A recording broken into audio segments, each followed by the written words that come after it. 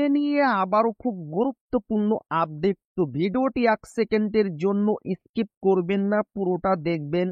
আর আপনি যদি আমাদের চ্যানেলের নতুন দর্শক হয়ে থাকেন এবং চ্যানেলকে সাবস্ক্রাইব না করে থাকেন, তো অবশ্যই চ্যানেলকে সাবস্ক্রাইব করবেন এবং আমাদের পাশে থাকবেন। তো প্রথমে দেখেন, 39% ডিএ মেটাতেই হবে মুখ্যমন্ত্রীকে।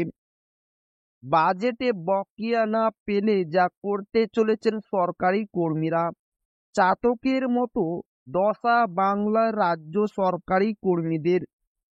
বহুদিন ধরে কেন্দ্রীয় হারে মহার্ঘ ভাতার দাবিতে আন্দোলন চালাচ্ছেন পশ্চিমবঙ্গের রাজ্য সরকারি কর্মীদের একাংশ।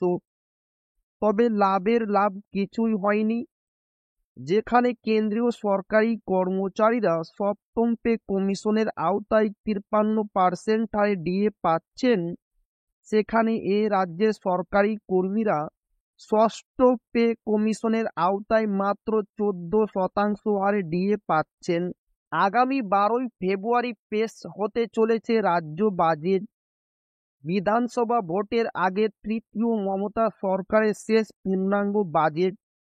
বিভিন্ন কর্মীর বেতন বৃদ্ধি ও নতুন করে নিয়োগ নিয়ে বড় ঘোষণার সম্ভাবনা রয়েছে রাজ্য বাজেটে।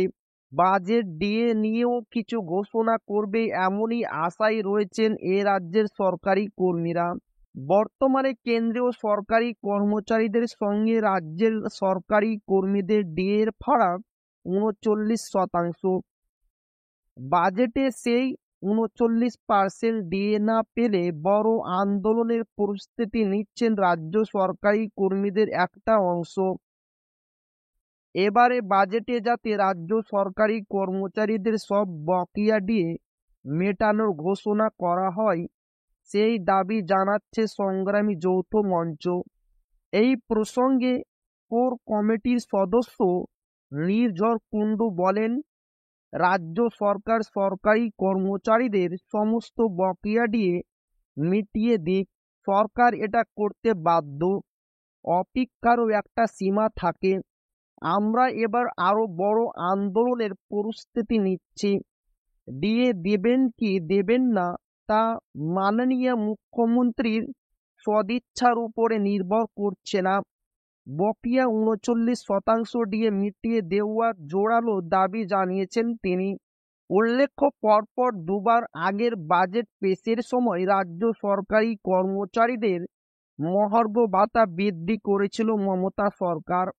এবারও কি তেমন কিছু হতে পারে আশায় সরকারি কর্মীরা। 2023 সালের বাজেটে 3% ডিএ বাড়িয়েছিল মমতা সরকার। গত বছর অর্থাৎ 2024 সালের বাজেটে রাজ্য সরকারি কর্মচারীদের ডিএ 4% বাড়ানো হয়েছিল। সব মিলিয়ে 14% পৌঁছেছে ডিএ। তো এই ছিল ডিএ নিয়ে খুব গুরুত্বপূর্ণ আপডেট, যা আপনাদের মাঝে শেয়ার করলাম। তো ভিডিওটি ভালো লাগলে অবশ্যই আপনার বন্ধুদের শেয়ার করবেন, যাতে তাদের উপকার হয়। আর আপনি যদি এখনো আমাদের চ্যানেলকে সাবস্ক্রাইব না করে থাকেন, তো অবশ্যই চ্যানেলকে সাবস্ক্রাইব করবেন এবং আমাদের পাশে থাকবেন।